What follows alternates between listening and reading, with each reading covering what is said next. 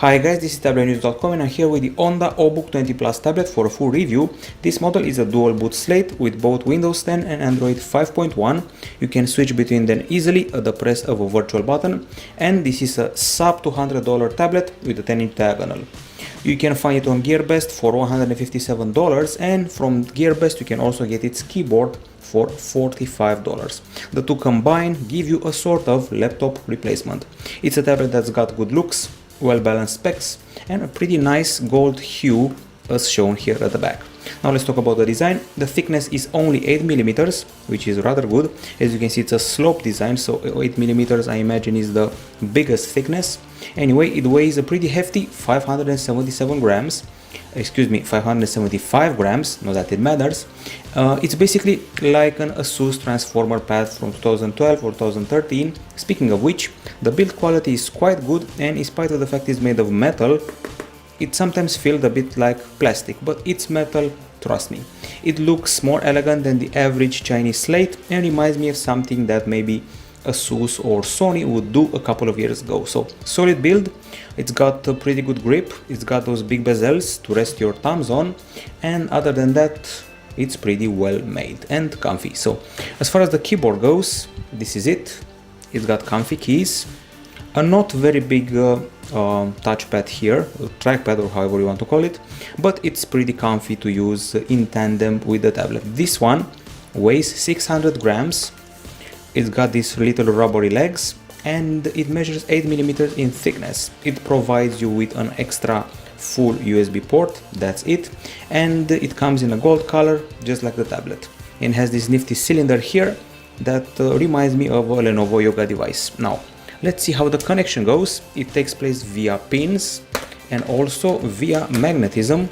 The two have been connected, and you're going to be using the keyboard now to do your input, to move the pointer around, and whatever else you want to do with this slate.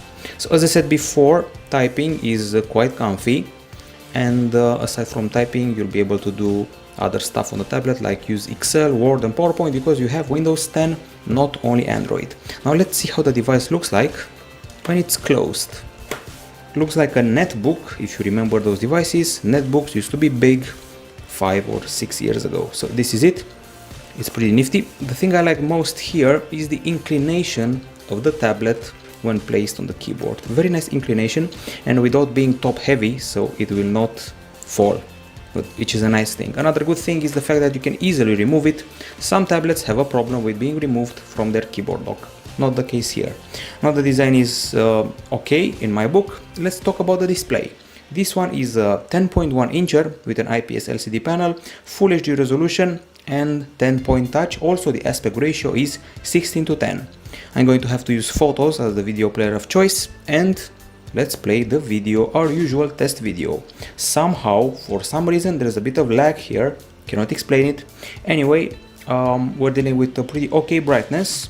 We achieved 290 lux units, which is okay for this price and for indoor usage, and surpasses the Asus Transformer Book T100 and the Asus ZenPad S 8.0. Still, it scores below and quite a bit below the Nexus 7 2013 and it's 508 lux. You can also tweak the options of the screen. So you go here, display, there's brightness, sleep, daydream, font size and cast screen, plus a few extra settings in Windows 10, the typical ones you've seen on other devices, even laptops. Now, as far as the hardware specs are concerned, we receive here a typical setup. We got an Intel Cherry Trail Z8300 chipset. It's a quad-core CPU clocked at 1.44 GHz. There's also Intel HD graphics of the 8th generation available, 4 GB of RAM and 64 GB of storage plus micro SD. You can attach up to 256 GB, which is kind of nice. I didn't feel a lot of lag on Android except for the moment when you open an app, and every once in a while a bit of lag may appear, but usually not. Minus the power button problem here, which can be interpreted as lag or maybe not. Anyway, not a lot of lag. That experience is reserved to Windows 10 if you ask me, so a bit of lag there.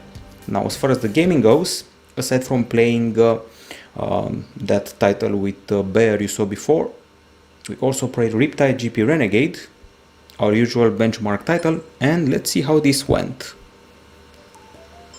That title with the bear I just mentioned is actually very cool.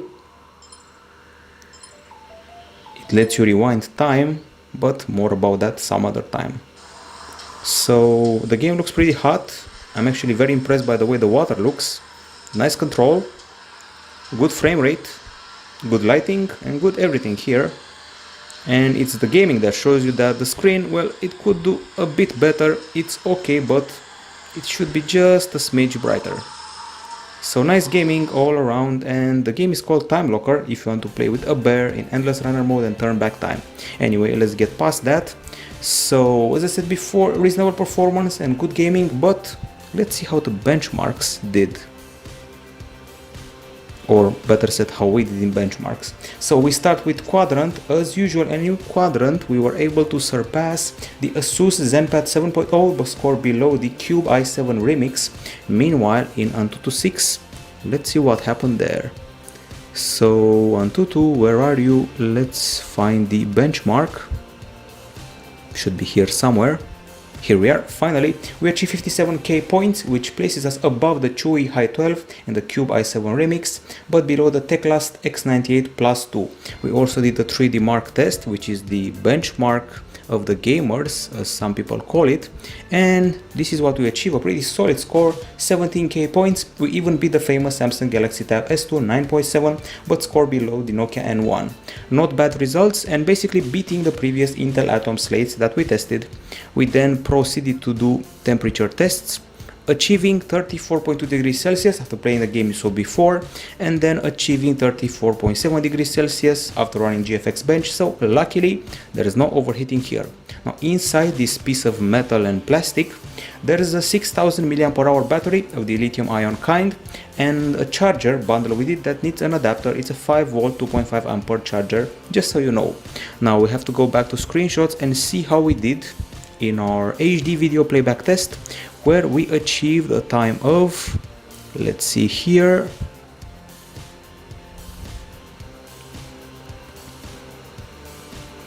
okay, so we achieved in this test a video playback time, a continuous HD video playback time in a loop of 5 hours and 10 minutes, which is honestly speaking unimpressive, but at least it scores past the Teclast X98 Plus 2 and also the Cube i7 Remix. We also scored below the Xiaomi Mi Pad 2 and the Chewy V8, just in case you're wondering, so basically 5 hours and 10 minutes, not exactly impressive. This is the other test, the Work Battery Life in PC Mark, 4 hours and 27 minutes, also not very impressive, but once again it beat some models like the Cube i7 Remix and the Teclast T-Book 16 Pro. In the meantime, it scored below the Nokia N1, for example, and the Chewy Hi12 battery wise. In case you're wondering where that screenshot of the battery consumption went, don't worry, you'll learn more details in the text review.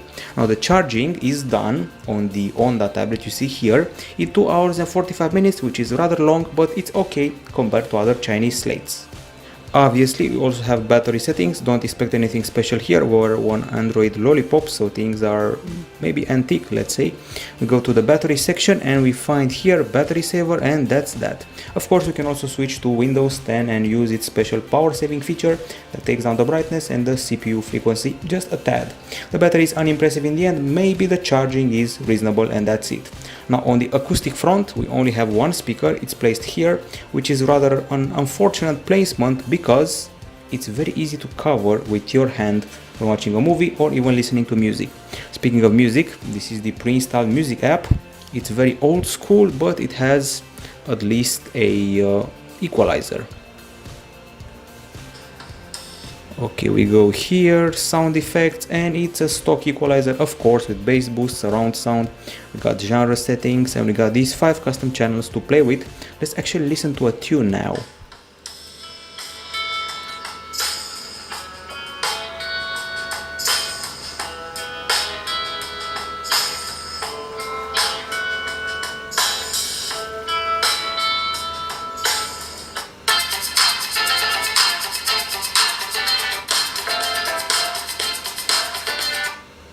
Okay, so impressions, well, we're dealing with a pretty loud and clear experience. The bass is okay, there's no distortion, and I actually fancy this tablet for music consumption, so that's a nice thing about it. It can handle music and the acoustics of the videos quite well.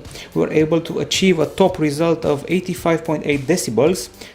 This happened with the Riptide GP Renegade game activated, and the other results were a bit more modest, so we achieved several of them.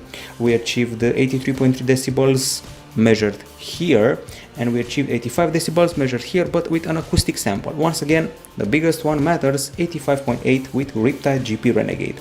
It beats the Lenovo Yoga Tab 3 Pro, and that's no small feat. Also beats the Samsung Galaxy Tab S2 9.7. So that's it in a nutshell, and I guess it's time to switch to Windows and see what's happening there as we proceed to the other sections of the review. The switching is done with a single press of a virtual button in the notification area, the drop down area on Android, better said the quick settings area. And I have to say that the time of switching between the OSs is medium level. I've seen tablets that switch faster, I've seen tablets that switch slower or simply forget to do the switch. So overall, what I said before, the acoustics are quite good. Talking about the speaker here, too bad that you can cover with your hand. Obviously no headphones bundled, obviously. I've seen this type of tablet, the dual boot kind, offering dual speakers. Well, not the case here. Since we're happy with one speaker, I can only imagine that we would have loved two speakers. The reason why we're entering Windows 10, you'll see in a minute. So Windows 10 has its own player and its own option. A while ago, Microsoft decided to swap whatever player they were using for something called Groove Music, which is available here somewhere. This is Groove Music. It's another alternative to Play Music. It has its own shop, radio, things like that, playlists, artists, songs, now playing, and more funky stuff to enjoy compared to what you saw before, which was the pre-installed music player. And I guess we also have Google Play Music if you really want to. And this is it, this is the Groove Music alternative. And now let's talk about the other aspects, like the camera. So as you probably noticed, as we spun the device around, there is no back camera here, no back camera whatsoever, only a front camera, and this one is a 2 megapixel shooter. That's good enough for, well, let's say selfies and maybe some Skype action. Let's turn on the camera. Do not expect anything big. Here we go again. Camera, front camera, 2 megapixels, and quite typical interface with options that include HDR for some reason, white balance, ISO, timer, and the option to take some selfies. Not very impressive in the end. Aspect ratio, it can record 720p video, and digital video stabilization is also available. It's a bit grainy, a bit blurry and unimpressive, but if you must do a Skype, you can do a Skype with it. Now let's talk about the connectivity. So it's very simple. All of the important ports are on this side. We got a DC port for charging. We got the micro HDMI here, and also the micro USB. So micro HDMI and micro USB. There's the audio jack, there's Wi-Fi BGN, there's Bluetooth, there are the dock pins at the bottom, and of course the magnetic connection to the tablet, so pins and magnetic. And we get a bundled USB OTG cable that came with the slate inside its box. And the keyboard contributes with an extra full USB port on this side. So that's what the connectivity is concerned here. And I decided to also address the aspect of the browser in the connectivity section. This is Microsoft Edge. I'm showing you the virtual keyboard now, and let's access tabletnews.com. One would expect Microsoft Edge to be fast. Well, I would say it's mid-level fast. I've seen faster than that. Okay, now let's see how we can switch to Android and what happens when we do that. Okay. I have to warn you, if you thought that the Microsoft Edge browser was slow here, well, the browsers on Android are actually a bit slower. You can opt for Chrome, you can opt for the pre-installed browser, but you will not be impressed by the speed, that's for sure. I have to remind you, we're loading Android 5.1 Lollipop right now in a customized version, and just so you know, you can also buy this tablet with a combo of Windows 10 and Remix OS pre-installed. So here we go, loading it up.